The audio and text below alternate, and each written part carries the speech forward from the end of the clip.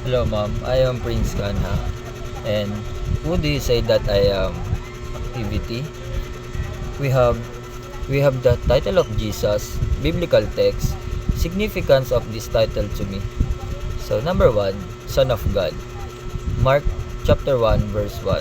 The beginning of the gospel of Jesus Christ, the Son of God.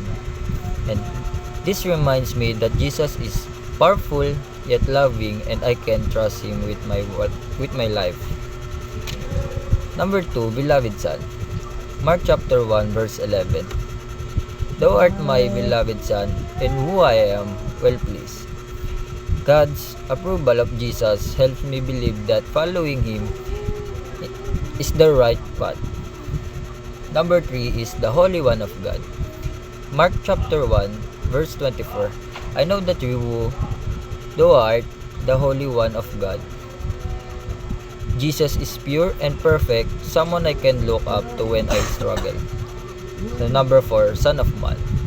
Mark chapter 2 verse 10.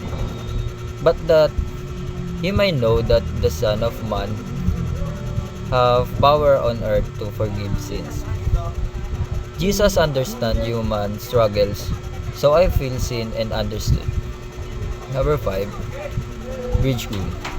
Mark chapter 2 verse 28. The Son of Man in the Lord, also of the Sabbath. Jesus brings rest and peace into my life when I feel tired. Number 6, Teacher or Rabbi. Mark chapter 4 verse 38. Master, carest, though not that we perish. Jesus guides me and teaches me lesson I need in life. Number 7, Prophet. Mark chapter 6 verse 4.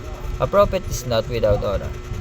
Jesus speaks truth even when it's uncomfortable, inspiring me to be brave.